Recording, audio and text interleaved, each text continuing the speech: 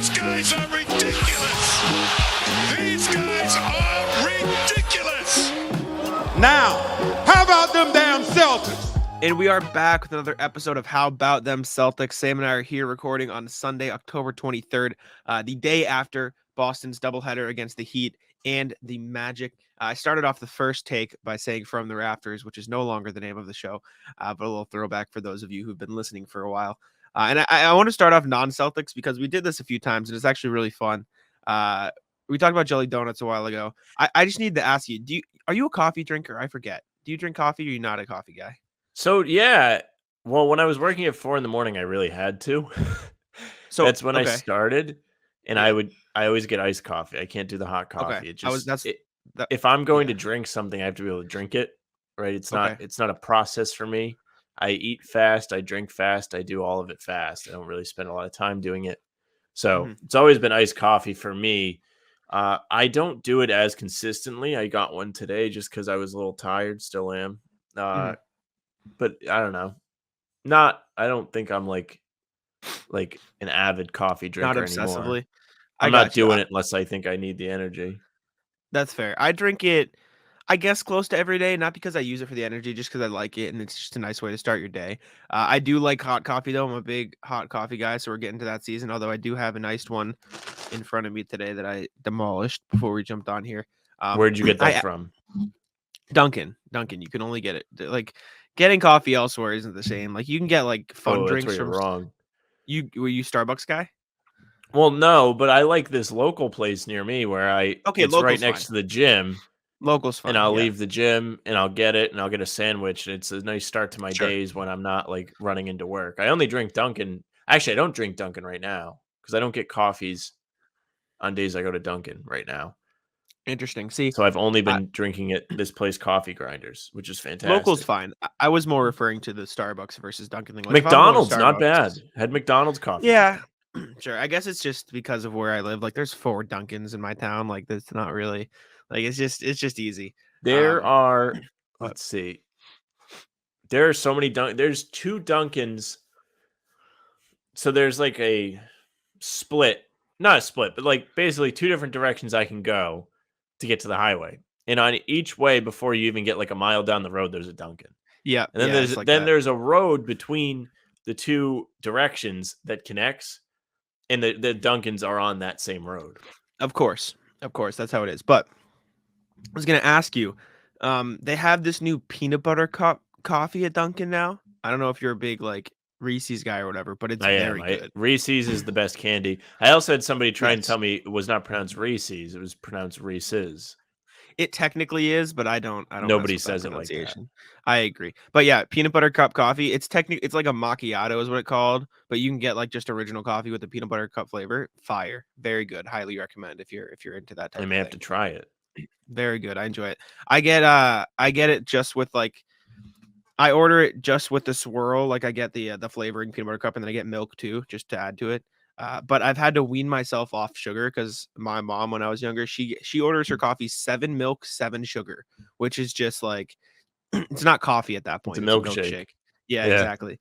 So I've had to, but like, that's how I grew up knowing coffee. So I had to like wean myself off of the sugar a little bit. And I've gotten to the point where I can I just do like milk and sugar. Sometimes I do like, if I'm feeling the sweet tooth, I go extra sugar, but that's rough. So I've tried to just get like the sweetener and then like milk, because the sweetener take care of the sugar part for you. But I've had to wean myself off of it as I've grown older, because it's definitely not good. It's definitely not good to drink that much sugar in a single coffee. But we can cut the Dunkin' talk and get to the Celtics, because I know that's why all of you are here. Celtics won back-to-back games in Florida on the road. Heat and the Magic after a big win on opening night against the 76ers. And yeah, they look good in both. Looked less good in the Magic game, and I guess we can let's start with the Heat game though. Let's go in chronological order. What did you and didn't you like from that Heat game? So I really enjoyed a lot of things from the Heat game. It was a good showing for the most part for the Celtics. You had Tatum and Brown again playing well, specifically Brown super efficient in that game, leading the charge. Tatum giving him a nice secondary punch there, I guess. I mean, Brown 29, Tatum 28, or vice versa. I don't remember. They're both scoring well. That's what matters. Yes. Also in that game, Noah Vonleh was solid in a second Oh, yeah. consecutive game after playing decently against Embiid and Philly, or against Philly. And he continued it, hustling on the glass, getting a couple dunks there, nice and easy for him to get going. Liked that when Miami went on a nice run in the third quarter to get the lead after Boston had really been in control most of the game. They didn't panic. That last season, the Celtics would have probably lost that game. Once they gave up the lead, they would have never got their footing back. This year, in this instance, they responded. Finished the quarter with a bigger lead than they came into it with, up 12 at the end of the third instead of being, I think it was 8 at half. Yeah, and they really never looked back. So they are a much more controlling team from what we've seen so far.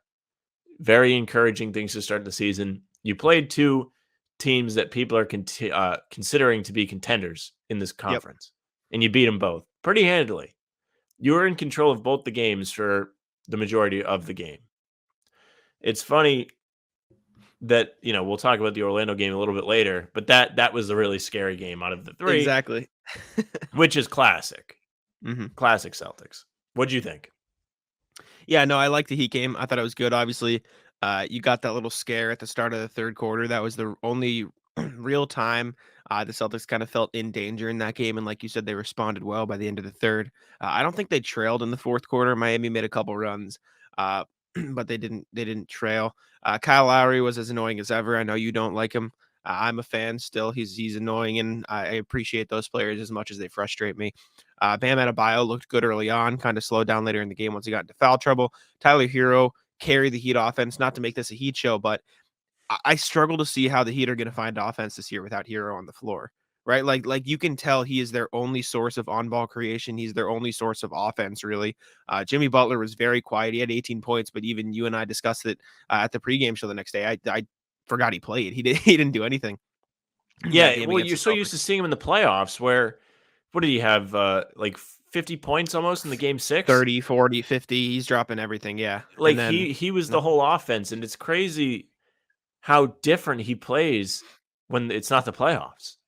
Yeah, he's not as aggressive. He's not doing everything. Like, that's a whole different experience compared to what we saw in the spring. I mean, thank goodness. Glad they got the win. Glad they won the series back in the spring. Doesn't matter who it is. I don't care. Just beat him. Beat him. Jimmy's a beast. They did. Jimmy's your type of player. He shows up when it matters. I mean, probably need to show up in the regular season too, but regardless, that's why people don't respect him as much, because they forget. Yeah, they're like, oh, like this guy, he was like good in the bubble, whatever. He's whatever now. Like, was fine this season. He shows up in the playoffs, and then he shows up in the playoffs, and everyone remembers. And then the season will go along, and then everyone will be like, oh, maybe he's washed now, and then he'll show up again. Yep. And I don't doubt that he'll do that again. We can talk about the current, in my opinion, I guess. I don't really know if there's an argument to it, front runner for MVP after 3 games in the season, but slow start Jayson Tatum is not really happening right now. Like there's no slow start. He's been absolutely on fire. I need to check his shooting splits. I don't even think he's shooting that well from 3, which is the crazy part. He's not shooting like efficiently. I'll check my math on that, but he's shooting just 33.3% from distance on the season this year. But he's shooting almost 59% from the field. He is not missing 2-point shots, which is something we did not see from him last year. He is aggressive. He's getting to the floater. He's getting to the bucket. He's still attempting 8 threes a game, which is a lot. But the difference is he's not missing the bunnies anymore. So he's still an elite player. He's averaging almost 35 points through a couple games, averaging 8 rebounds, 3 assists. He's playing great basketball. And he's playing elite defense too, which the Celtics struggled with against the Magic, but we'll get to that later. Jayson Tatum has been everything a Celtics fan should want from him. He's been phenomenal through these few games. Yeah, he was excellent against Orlando. Obviously, he had 40 points, and he really got them to the finish line, I guess. Yeah. He was the only source of offense early in that game. And again, you're right. He hasn't been super efficient shooting the 3, but it's so refreshing to see him getting to the basket. Still not using the left hand, by the way, but finishing at the rim. I was looking for that against Orlando because and you saw it. Yeah. I might steal it for my... like a sore thumb. Once you realize it, you can't unsee it. He is completely avoiding using his left hand. I don't know why. Tim brought up a good point to us on the pregame show that is the wrist that he hurt in the playoffs where he had a bone chip moving around in there where it hurts. I think I'm gonna steal that from my article. I'm gonna steal your thought process there. I'm gonna yoink it. Well, it's not even mine. It's Tim. No, I meant the left hand thing. I'm gonna write about how JB and JT have been driving to the rim really well. It's just I'm gonna weird. steal that. It's so It is weird. But you started off saying he's the front runner for MVP right now, and you're right. And I told everybody. I said before the season starts, the odds are in your favor to bet him because he's primed for it. He would have been the MVP last year if he put it together for the first half of the season. He certainly was the best player for the second half of the season. Everybody was talking about it. He went into the playoffs and was dominant until he really fell off in the finals, maybe. He did. That's it. That was the only time he really wasn't at the top level and really wasn't maybe the best player in the league was the finals, which sucked. Yeah. But going into the season, he was in a prime position for it, and the odds makers didn't believe it. It was plus 1,400 before the season started. I don't know what it is right this second, but he has sprinted out of the gates. Excellent. Already has a 40-point game, had 35 in the opener, was fine in Miami. He just did what he needed to do. He wasn't anything over the top, but he was still great. He's been more efficient this season. Vegas odds, sorry. They got him at plus 1,200 still, so you can still get a pretty good deal. Plus 1,200 right now. It was you're missing out on a couple hundred, but he is just so much more efficient. That to me was the biggest knock on him is that it always feels like he's taking a ton of shots. Always feels like he's taking a ton of shots. Now he's making the shots. You're seeing that average go up. You said he's already at 35 a game almost. It's going to go down. You would imagine throughout the season he's not going to be as hot. Imagine if it doesn't. Then good for him. He'll have the trophy. You'll get to see him get the trophy at the Garden in the playoffs. It's crazy. He's playing phenomenally well. Really no complaints about Jayson Tatum thus far. JB, on the other hand, slowed down a bit against Orlando. He did some other things too. He realized the shot wasn't there. He grabbed 9 rebounds, dished out 4 assists. He made an impact elsewhere, but the shot wasn't there for him against Orlando. And from what I remember, he realized that early. He took only 16 shots, and I don't remember him taking a ton late in the game. I can fact check myself there. Yeah, he only took 1 shot in the fourth quarter. So it seemed like he kind of realized he didn't have it. And then he slowed down and let Tatum take over, which is good. That's what you want from him. But I'm not worried about Jaylen. People have off games. You're not going to have like ridiculously highly efficient scoring nights every night. So just an off game for him against Orlando. I don't really have anything else to say about it. It's just it was weird though. He was missing layups. Yeah, he maybe had the jitters for some whatever reason. Yeah, well, you go down to Orlando and you play in such a historic place, you get a little bit nervous. You know, that's come on. Some man. Greats have truly graced their Walmart brand parquet down there, and I like the court. I don't mind the court. No, it's fine, but I mean, it's nowhere special. You know, Shaq and Penny. Come on. Well, there Dwight you go. Howard. That's all you got. You named all 3 of them. Come on. More positive note though, Derek White was absolutely phenomenal against the Magic. I believe he finished with 27 points, 4 rebounds, 4 assists. He shot 10 of 17 from the field, 5 of 9 from 3-point range. I know the drives at the end of the game, the clutch shots in the fourth, the clutch plays, that was all great. Derek White emerging as a knockdown 3-point shooter is everything the Celtics team needs. He is an elite perimeter defender. He can play make. He can get to the rim. We knew all that. He did all of that last season. He was getting to the rack all playoffs long last year, getting to the floater, getting inside, everything. Him being able to knock down 5 threes in a game and knock down threes consistently completely changes the way the Celtics play offense. It is exactly what you need. And he's not hesitating either. He's catching the ball and going right up into his shot. Derek White looks great to start the season. And that game against Orlando was just a culmination of everything. Well, it sounds like this is what they expect from him. Everybody after the game was going into detail saying how Saturday's game, the way Derek White played is what they'd been seeing in practice. He'd been aggressive. He'd been making his threes. And we didn't really see that a whole lot throughout the preseason. There are other things that we've seen this season that have translated. That was not one of them. We didn't see massive Derek White jump coming. And who knows if it is going to be a consistent thing.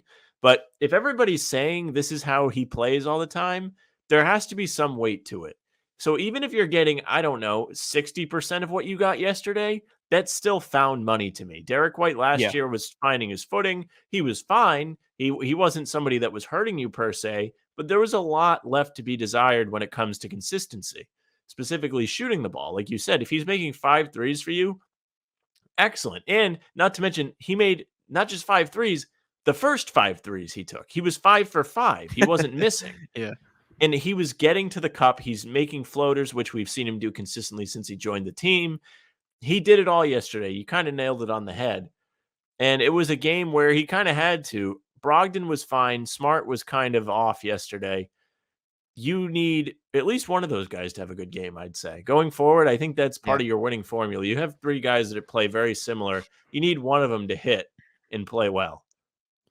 I agree. Derek White was great, and I expect him to continue to be great. Jayson Tatum, after the game, said that he wishes Derek White would be selfish more often, which is an all-time quote from the team star who dropped 40. You love to see that. Jayson Tatum quietly has been saying all the right things this season. He seems more vocal, and he talked about it. He talked about it during a press conference. I can't remember the exact one or like timeline, but he said something along the lines of, "I heard you guys telling me that I heard the narrative that I was too quiet and didn't lead with my words enough, so I'm actively trying to do that more," which is good. It's what you want to see from Tatum. But also another funny quote to come out of last night. I don't know if you heard this.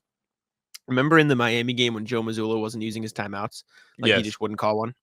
After the game against Orlando, he goes, "I called a timeout before 3 minutes, so I didn't use it since, you guys like to tell me I don't use timeouts. I probably had a bunch of them." He just like mocked all the reporters in the room for saying he doesn't use timeouts. Joe Mazzulla has been, I mean, call me crazy here. Obviously, Ime Udoka was great for this team. The way Joe Mazzulla carries himself is a bit of like a breath of fresh air, if that makes sense. It's not, it's the perfect mix of Brad and Ime, in my opinion. Like Brad was kind of quiet and reserved. He didn't really say much. Ime Udoka said everything. Mazzulla's kind of in the middle and he like cracks the jokes. Like he's just like, I don't know. I really like Joe, and obviously all is good right now because the Celtics are 3-0, so it's tough to say something bad about him. But even before that, in the preseason, he was saying all the right things. Like he seems like, I'm very happy that Joe is the guy they chose for the job. I'll put it that way. All right, that's fair. See, I'm going to kind of not disagree, but say it's too soon for me to tell what I think. Sure, yet. no, yeah, that's fair. Not that you're saying that, but I know last season a lot of people were calling for Udoka's head because the team was poor for the first 39 games. I think it was that they were 18 and 21, whatever it was, and then they turned it around. He's the hero. So sometimes things take time. Sure. Usually those are good things that take time, but you don't know. This could be lightning in a bottle. You can't imagine it is, because the team itself is constructed in a way where they should be successful. They have 2 absolute studs running things. You have Marcus as a good leader on the team. Al Horford's a good leader. Al Horford, who did not play against Orlando, already on the load management for back-to-backs. Fine with that. But all these pieces around those guys are going to help win. Everybody. All the way down to guys that aren't going to play every day. Hauser barely played against Philly. He was awesome against Orlando. Hit this 3 team threes. is well constructed. So if Mazzulla is saying all the right things, that is a big part of it. It's important that he's doing that. It's a good point by you, because if he's not, there's more of a chance that things get disrupted. If you have things going well, it ain't broke, don't fix it. You don't need to be out there barking at the press saying this guy needs to do this guy needs to do that. He could have went out and said Jaylen could have been better yesterday. He could have went out and ripped the team for allowing Orlando to score 120 points. It didn't happen. It's not happening to where guys are just getting called out. I mean, I never heard a problem with Udoka doing it. It worked. And I was watching the game with a friend yesterday, and I was like, oh, wouldn't it be great if Udoka was coaching and he'd just like call a timeout and tell him to knock it off, and then they'd play better? Yeah. There's definitely a lot of differences. I want to ask you this, though. If Mazzulla leads the Celtics, let's even say to the finals again, or Eastern Conference Finals, or on a deep run, they're like a great regular season team, or hell, like even if they win the finals, does Udoka come back, or is it Mazzulla's team? You know what I'm saying? I don't know. I feel like we don't know enough. Okay, yeah, that's the answer. We don't know enough. Who knows why they're keeping Udoka around? A lot of speculation is that they don't want to have to cut him loose and risk him going to a rival. Could be very true. Could be that they owe him so much money they don't want to just like pay him all of it or whatever. I That's don't know possible. what any of it is. We don't know. Yeah. So without knowing those things, it's really hard to say what the team's going to do. If Yep. if Missoula is successful, however, say the team wins the championship, it would be very difficult to remove the guy that was the coach of a championship team Mhm. and bring back Ime Udoka, because that would give so many extra distractions from the media, because it's a story. It's a massive story. It was a big news 100%. story when it came out. It wasn't just sports. Everybody was talking about it. So now if you're successful and you bring that back into your fold, you're risking messing with your product. I don't 100%. know what the plan is. I don't really have an opinion on the plan yet, because there are plenty of things that could happen in the coming 6-7 months Yep. until the season has come to an end. We don't know yet. It's a good thing to think about, but it'll be a real discussion, and we'll perhaps have things to talk about in the summer next year. Fantastic, Unfortunately, right? not the things we want to be talking about. Who Uh, knows? If it's a big controversy, it could be a good thing. It means they might have won. it's true. If it's a no-brainer and you're saying bring them back, that means it didn't go very well. I agree. Circling back, you mentioned Marcus Smart didn't play very well. He didn't. He looked bad against Orlando. Objectively, didn't play well. He had 5 rebounds, 3 assists, 8 points, but he shot. Sorry, that's the Miami game. Excuse me. He had 6 points, 2 rebounds, 8 assists. So he did pass the ball well, but shot 2 of 11 from the field, 1 of 9 from 3. Did not shoot it well. I'll push back a little bit on the Marcus Smart slander, just because I still believe if you get an open 3, you can't just not take it like that. You can't do that. You can't not take an open 3. Sometimes you can, like if he's shooting really bad, maybe you swing it, you find a better shot. But for the most part, it would ruin the flow of the offense to not take an open 3, because then they could just not guard him. You got to take open 3s when they come to you within the flow of the offense. Were all of Marcus's shots open 3s? I would have to watch the film again. I don't think they all were. I think a couple were probably a little forced, but I didn't have a problem with most of his shots. It just wasn't falling. I'll say this. Marcus took 5 threes before the first time out. So for the rest of the game, he only took 4. I'd say that's a glaring good for him. Sure. Yeah. Recognizing and reading that maybe it's not his night. Mhm. Because No, I agree. he doesn't have to take all those threes. Yeah. He was taking threes early. I thought the offense early in that game was good, despite them not pulling away until the end, and still it was close, pretty much the whole Close. way. Mhm. But the shots they were getting were good. It didn't feel like there was a lot of forcing going on. So even if he is taking 9 threes in a game like yesterday, sure, it doesn't look good in the box score, but how many times did you really watch the game and you saw it and you were like, why is he doing that? Exactly. Maybe one. I think there's Mhm. one where he just kind of pulled up. And even then, it was like he stepped into a 3. Like those are usually the ones Mhm. that are easy to hit and to get a little bit of a rhythm. I'm always going to be the biggest Marcus supporter. It's just how it is. I'm biased. But seriously, Mhm. if you're off and you've taken 5 threes within, like, let's just say 5 minutes of the opening tip, and then for the rest of the game, you've recognized you're off and you only take 4 more, great. And that's also Yeah. on the coach, because or whoever's calling the plays, I'd imagine it's Missoula, Mhm. because the plays that were getting Marcus the open looks early stopped getting him the open looks, or he was making the Yeah. extra pass, which he did a couple times. There was one where he had it, swung it to White, who swung it to Brown, who made a 3. The ball movement yesterday, I thought, was really great. It's just I tough. agree. Guys kind of missed shots, except Tatum and White Mhm. and Grant and Hauser. Yeah.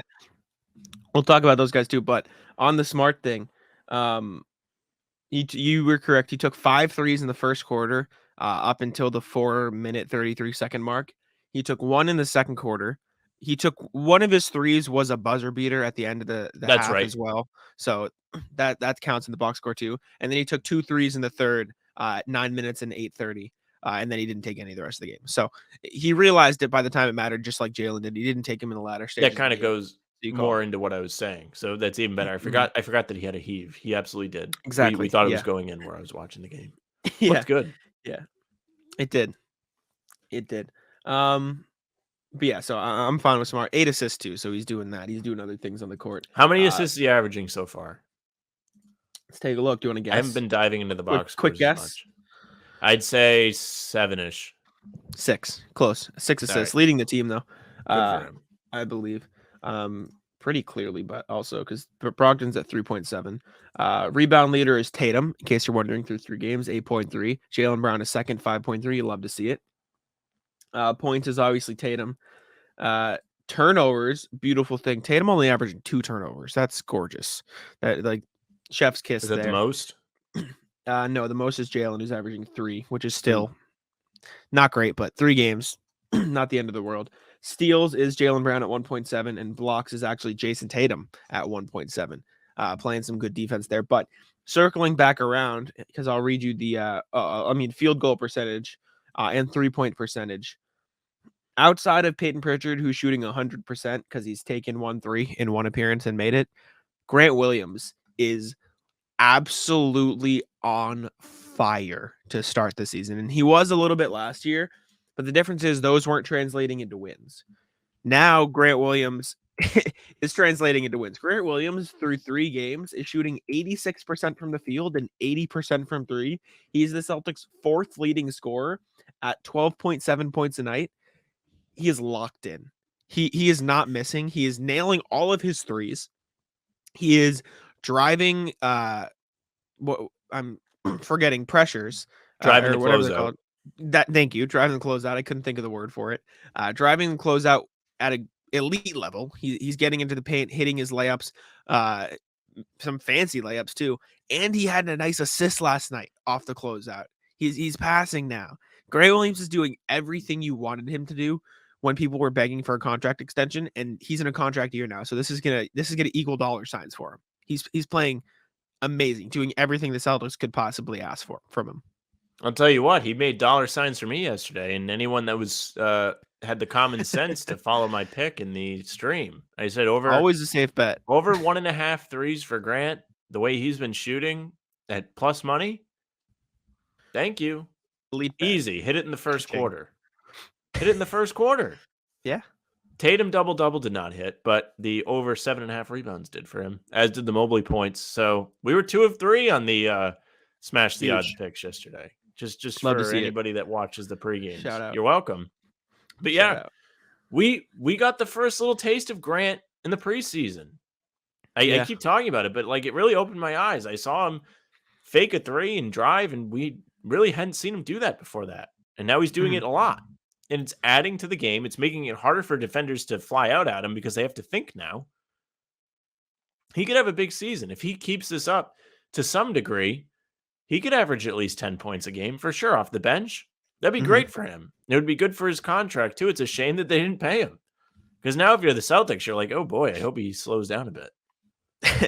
Exactly. I remember a couple of years ago after his rookie season, I was always really high on Grant, by the way. Sam can vouch. I've always been a Grant guy. We've almost been doing this podcast for 3 years, and ever since the Celtics drafted him, I've been a fan. But Grant Williams, I remember, and you can vouch again. I forget if it was heading into his 2nd or 3rd year. I said Grant Williams was going to average 10, 5, and 3. Those were the numbers I placed on him as an elite bench guy. And so far this season, in obviously limited sample size, he's averaging roughly 13, 5, and 2. So I'm going to say that's pretty close for me. Just 2 years later, so we're a little off. Too late. Grant Williams playing very, very well. And Sam Hauser deserves a big-time shout-out, too, because he nailed 3 of 4 threes last night, I believe. 3 of 4 threes after a 2 of 3 game against Miami. Not getting a ton of playing time. 12 minutes against the Heat, 6 minutes against the Magic. But like we said before the season, he's going to hit his threes. Like, he doesn't have to get a ton of playing time to get threes within the offense because Brogdon will find him, Smart will find him, Tatum will find him. Grant found him, I think, once last night. Like, he's going to get open because he moves off the ball well. So even in 6 minutes, he nailed 3 of 4 threes. He had 9 points in 6 minutes. He is a flamethrower when he's in the game. And I mean, he's been great so far in limited minutes. Yeah, 9 points in 6 minutes against Orlando is pretty good. And they kind of needed it because Orlando just kind of wasn't missing yesterday at all. Franz Wagner was excellent. He was killing the Celtics, hitting everything they gave him. It felt like Yep. Hauser comes in the game, hits 3 threes, and calls it a day. The arc on his shot is crazy. He shot Dude, it's over insane. Bol yesterday, who was not that far from him when he shot. We Yeah. saw Bol block Brogdon, I think, twice on jumpers, and he was far away. Yeah, So good for Brogdon's Hauser, shot's man. weird. Brogdon's shot is very weird. It's like the opposite of Hauser. It's a line drive. Yeah, Hauser, rainbows from Hauser. Oh, yeah. And Beautiful. they believe in him. So that's even better for him because he's going to see more looks where he can convert. They're not hesitant to give him the ball at all. They believe in the guy. They see him shoot in the gym all the time, and they know he doesn't miss. You know what's unfortunate? And I think this is what's happening. You know how in Miami last year, Max Strus stole Duncan's rotational minutes because he's just a little bit better defender. He kind of fits their minutes better. You know where I'm going with this? Pritchard. I think Hauser is taking Pritchard's rotation spot just because he's bigger. Pritchard's a good defender, underrated, but Sam Hauser probably fits the defensive scheme a little bit better because they like to play with a little bit more size, especially when they don't have a bunch. They don't really have a ton of size in the lineup. And he's a knockdown shooter, and he's probably harder for guys to defend because he shoots it so high. I think Hauser is taking Pritchard's rotational minutes this year, and there's not really an argument against it because Pritchard's played once for 3 minutes. He hit his 3, but I think Hauser's taking a spot in the lineup. Yeah, it's too bad because I like Pritchard as a player. I think he's really good in a bench scoring role because he can create for himself. Last season, the playoffs, especially against the Nets, you saw him play really well. He had a great game too, was a big part of the comeback, 10 points in the fourth quarter. He's just not going to get those opportunities. It's somewhat Hauser, but it's also somewhat the addition of Brogdon, where with the guard depth Boston has, it might be the best in the league. And as a guard, Pritchard is just getting the short end of the stick with that. And also, like you said, Hauser being able to shoot the lights out doesn't help his case because that's part of what he brought to the table was his shooting, his reliability from beyond the arc. Now we're seeing Hauser step into that role and play well. Good for him, good for the team. Sucks for Pritchard. And I know we talked about this last time. It does. They might have to wait till next year to trade Pritchard because his salary will be more. It'll be easier for teams to match and get value back. Mm-hmm. But for his career, you have to root for a trade that gets him somewhere where he can be useful.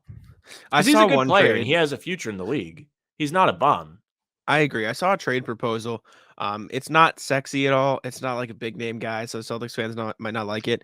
I think it was Pritchard and a second-round pick to Oklahoma City for Kenrich Williams, which seems really exactly. They call him Kenny Hustle. It seems really rough because everyone knows Pritchard. Everyone loves Pritchard in Boston, and Kenrich Williams isn't really a big name. I don't hate it. He's another wing you can throw out there, which the Celtics don't really have. He's 6'6". He rebounds the ball really well. He earned the nickname Kenny Hustle, so I think Celtics fans would probably fall in love with him pretty quick. I don't know how possible it is because I'm pretty sure OKC declined a first-round pick for him, like in past years. Like they like the guy, and for OKC to decline a first-round pick, they probably really like the player. But I wouldn't hate that bringing Kenny Hustle to Boston. I also wouldn't hate. Actually, never mind. That wouldn't work. I was gonna tie in Terrence Ross into it because he torched the classic. Celtics. And Gorman called it. Gorman right? said it right when they were doing the starting lineups. He's like, Terrence Ross always has a big night against the Celtics. Can't seem to miss. He has 8 points before the first TV timeout. Finishes with almost 30. Yeah, what do you have? 29 on the night? Let me check. Unreal how someone can just be that consistent against a single team. Yeah, 29 points. He's crazy good, dude. Maybe the whole team felt like they weren't missing. Yeah, it was brutal. Yesterday's game, Jack, more of Celtics being bad or Orlando being good? What do you think? A mix, a healthy mix. And we can talk about the defense, but through the first 2 games, Orlando shot 22% from 3, and then they shot 44% against the Celtics. Yes, the Celtics defense was bad. I thought it was off. But like they're not going to make that many threes every night. Do you think that's not having Horford? Do you think that had a big no impact on them? I think that hurt the rebounding battle because Celtics got stomped in the rebounding battle. What was it, 48-37, and they lost offensive rebounds 12-7. So that was probably Horford a little bit. But I think the defense was them just not hitting their rotations, just not them pressuring enough. Mazzulla talked about it after the game. He said the rotations were fine, but they weren't pressuring enough and they weren't hitting their switch points or something like that fast enough. And I think that showed because the Magic got into open space a lot. They got open threes. They were able to get good looks, and they attacked the mid-range too a lot because you had Vonleh and you had Cornette and you had Blake Griffin playing drop a lot, drop coverage. So Terrence Ross would just step right in, take an easy midi. Same thing with Franz Wagner, which I think you'll have to fix when Rob and Al come back. But for now, you kind of have to live with those shots. And I don't think Orlando will make 90% of their mid shots or whatever again every game. So it is what it is. I think the Celtics defense has to be a lot better, especially with how much talent they have on the perimeter. But at the same time, like you said, Orlando's not going to make that many shots every single night. Yeah, somebody that was watching for Tatum to get rebounds, it grew really annoying when Orlando was like not going to miss. Because that's money, Exactly. man. I'm waiting for him to get a double-double, and they're just not missing. Everything. Bottom of the net for Wagner. Ross wasn't missing. Okiki off the bench wasn't missing. Like, these guys were just on fire. 44% from three, like you said. Unreal. Classic. After being 22% through 2 games, you bet your ass that they are going to shoot against the Celtics. It's just how it goes. Tell you what, Celtics were ready. Tatum brought his own shooters. Him, Derek White, Grant, Hauser. Shootout at the Amway, if that's what it's still called. I don't know. Yeah, it's the legendary Amway, place. Right. You get the Yips playing there if you're Jaylen Brown. Clearly. No, yeah, I mean, I thought it was a good performance from all 3-point shooters. And like I said, Orlando just really didn't miss. They were great against the Celtics, which was rough. Paolo Banchero, though, he's nice, dude. He's a really good player. Good for Orlando. It's about time they got some help down there. The team has just been in the dumpster for years and years since Dwight Howard left. They really never did it. They made the playoffs a couple of times. Took one off the Raptors, I think the Kawhi year when they won. Yeah, and then they lost in 5. You remember that shot? DJ Augustine pulling up from the top of the key. Made a 3. Beautiful. That was fun. They've looked they look good against the Celtics. Paolo Banchero was great. Cole Anthony was solid. Franz Wagner looked great. Wagner and Banchero is like very, very good. Well, imagine if they tank again this year, which they probably will. Not so much for their team not being talented, because we saw yesterday they do have pieces on that team that are decent. Just everybody else, every team feels like it's stacked right now. Yeah. I was talking to a buddy last night. We were watching the games and stuff. Like, I was saying Sacramento. They look good. They put their chips in at the wrong time. They did. Because we did our predictions, Jack. We didn't even have them in the play-in. I know. And the crazy part about that is they could have been bad this year. They could have traded De'Aaron Fox like to whatever team wanted him for like draft picks and done like a Donovan Mitchell thing. Kept Davion Mitchell and Tyrese Halliburton, trading all their pieces, gone for Wembanyama this year. And they could have had effectively what the Pacers have right now, but they chose not to. I respect them for going for it because it's been 16 years, and after a while, you got to just send it. But this year was the bad. It wasn't a good year to do it. Unfortunate timing. Yeah.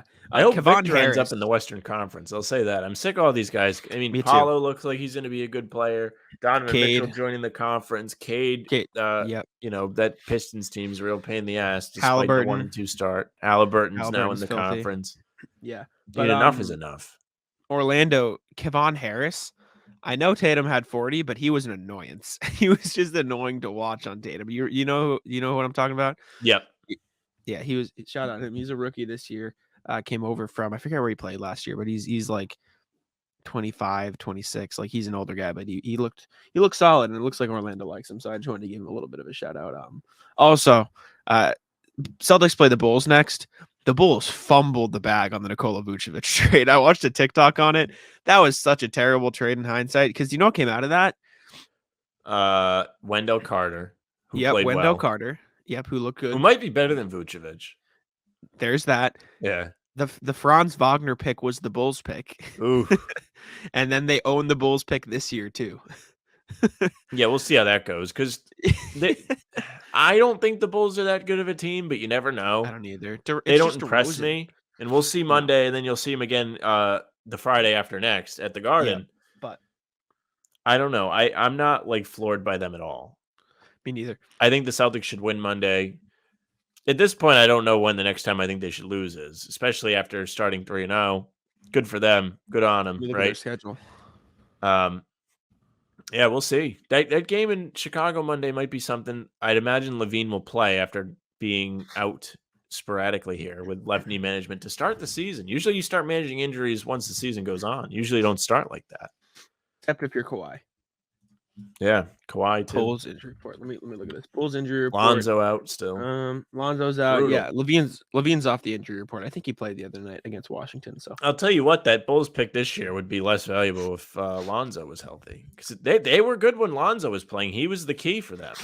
they were good. They were real good when Lonzo was healthy. But Celtics schedule, they've got Chicago, Cleveland at home, Washington at home, Cleveland on the road, Chicago at home, New York at Madison Square Garden, Memphis, Detroit, Denver. They've got a doable schedule. I'll put it that way. I think Cleveland could cause some issues, especially in Cleveland because they're pretty good. I think Memphis will be tough. No, they play them twice. They play them October 28th at home, then November 2nd in Cleveland. Oh, quick ones. Yep, they got November 5th at MSG. I don't think the Knicks are very good, but I know you don't love MSG, but at least the fans are active.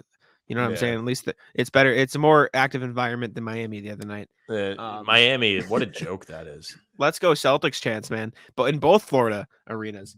Well, that always seems to happen. That's a touristy thing, and people go down there, or old people move to Florida from here. Like there's all kinds of explanation for that. They've got Denver at home on the 11th of November, which I think will be tough. They have shout out. They've got Atlanta in Atlanta on the 16th, who always seem to give them trouble. But I think that's a team that's hot. I think their first really, really big test of the season, in my opinion, and maybe this is far out because there are good teams like Memphis. No, November 18th in New Orleans. I think the Pelicans are the real deal. The Pelicans are really good this year. I think they play today. Let me check. Probably 6 p.m. Yeah, they play somebody today. It's them and another team that's undefeated. Pelicans. Yeah, it's Utah. Yeah. There you go. How funny is that, man? Utah looks good, dude. They need to trade some pieces if they actually want to tank. They look good for them. Yeah, shout out. A lot of good games tonight, actually. Portland, LA. If you're a Lakers hater, you can root against the Lakers. Charlotte, Atlanta, maybe not as fun. Washington, Cleveland. I like Washington. I told you they were my 10th seed, and they've looked good so far. Utah, New Orleans is fun. Minnesota, OKC. Sacramento, Golden State, Phoenix, LA, Clippers, I should say. But yeah, Lakers not doing well. I was telling Sam before we got on, I give them a bit of a pass because they played two good teams. We'll see if they can get it done against Portland. But Philly is in shambles. They're in shambles right now, man. They've lost 3 games. I didn't obviously watch yesterday because the Celtics were on. I didn't either. Not that I would have watched anyway. But what's going on? Why are you losing to the Spurs, dude? You can't lose. I mean, the Celtics lost to the Spurs twice last year, so it is what it is. But it's different now. The Spurs are really trying to lose. Victor's in the draft. It's because James Harden dropped a dud. 12 points, 4 of 18, 1 of 6. Oh, good. He's the worst. I mean, he dished out 12 assists and had 9 boards, so he did other things. But Embiid dropped a 40 piece, and they still lost. That is tough. Josh Richardson doing God's work, dropping 11 points. Thank you, my man. Good for him. Yeah. Keldon Johnson, though, had 21. Good game from him. Yeah. At Philadelphia, too. Yeah. I'm sure they were thrilled. That is brutal. Who they lose to? The Phillies are sweeping them under the rug. They lost to Celtics. They lost to Milwaukee. In a close game. Fair enough. Was that at home? Was that in Philly as well? In Philly. Brutal. Close game. Harden missed a winner or game-tying shot. It was something at the buzzer that would have made them not lose right away. We'll give him a pass. We'll give him a pass on that one. Give him a pass? Against Milwaukee. What are you giving out passes for? I'm just saying I'm not going to complain that they lost to the Bucks on a game winning. I'll complain they lost to the Spurs. That's not okay. Oh, I thought you meant overall. It's like, what do you mean you're giving them a pass? I was talking Bucks. Anyways, that's all I got. I don't know if there's anything else you want to talk about. I'll tell you who I gave a pass today. Dude, I was out running, and I'm probably halfway through, and I'm feeling good because been dealing with the left knee soreness. First back-to-back run on a back-to-back day that I've completed in a while. Al Horford, yes. Pat myself on the back. I'm running, and this woman is walking her dog, and she has one of those leashes that are like the fishing reels where you can kind of release it and it lets the dog run a little further. Yeah. I'm running, whatever. I smile at the lady because she has a dog, whatever. You smile at the dog. The dog runs towards me, and she's not closing the reel. Like the thing's running. Like big dog, it's what small kind of dog. One of those rat I don't know what dog. the hell it's called. I don't know. It looks like something. It's I don't know, a little bit bigger than a cat. Was it a crusty white dog? No, like fluffy. I don't know. I don't know how to explain it to you. Cute dog though? No. Okay, rat dog. No, Sure. It runs in front of me. I nearly tripped. My girlfriend's dad likes to say a puntable dog. Was it a puntable dog? Yes, very much puntable. Okay, there you go. It nearly tripped me mid-stride as I'm having a fantastic run. Love it. Which was big for my mental health. I was like, oh man, like, am I gonna become washed if I can't run? And then the dog bites me. What? Yeah, it bit the back of my leg, little shit. And I kept going because I was having a good run. My parents were pissed. They're like, dude, you gotta ask for the information and stuff. Like, tell them you're gonna call the cops. Did the woman say anything? No, she didn't say anything. I had my AirPods in. I was listening to music and I was running. Like, there were a lot of reasons. I don't like breaking stride when I run. And I was halfway through, so I was the farthest away from my house I could be. Did you scream or anything? Were you like, ah? No, I just kept going. What did Alpha? Do you have like marks? Is there like marks on your leg? I do. I have a Band-Aid, which I'm not happy about. My mom made me put a Band-Aid on. I don't like the Band-Aid because then you got to take the Band-Aid off and you hurt yourself more. Like, it's a whole effort. But I was bit by a dog today, I think for the first time. You definitely should have gotten the information. I should have, but I didn't. That be a lesson to all of you. If you see me running, let your dog bite me. I'll do nothing. Maybe don't do that. Maybe not. But what you can do while running is listening to the How About Them Celtics podcast in the AirPods. There's a plug. Who wants to do that? Then you jump in front of traffic. Jeez, come on now. Hey, even I've been getting some exercise in. I've been doing the treadmill every day. All right. How about that? I do my 2 miles on the treadmill. I watch my my YouTube. Do you walk or run? Hulu. I walk. I'm not a big. You're getting the same calories. It just takes you longer. I do around 40 minutes on the treadmill. 2 miles. Right. It's enough for 2 miles. Enough for 2 episodes of Modern Family or YouTube or whatever I'm watching that day. Modern Family, your show choice. Yeah, that's the choice right now. Also, Welcome to Wrexham. I just finished Welcome to Wrexham documentary. Very good. Highly recommend. But yeah, Modern Family is the choice right now. I'm enjoying it. I never watched it, and so I like those. I'm a sucker for the what's the word for it? Just those sitcoms. Yeah. Watch Seinfeld. It's fantastic. I've heard that's a good one too. My dad wants me to watch. My dad wants me to watch How I Met Your Mother.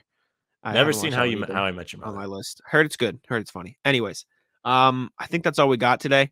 This will drop Monday ahead of the Bulls game that night, and then we'll probably have another show for you. Dropping Wednesday-ish, something like that.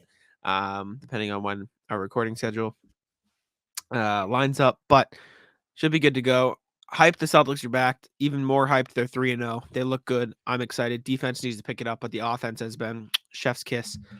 Great work from the Celtics. Anyways, hope you enjoyed Celtics talk and I guess we talk about coffees and then dogs biting Sam in the leg at the end of the show. We should have started with the dog. I forgot I had a story. We should. There you go. We'll bring stories. So you're, getting a little mix of everything on these shows as well. I think we need to be a bit less by the books, a bit more free flowing, but make sure to there you go.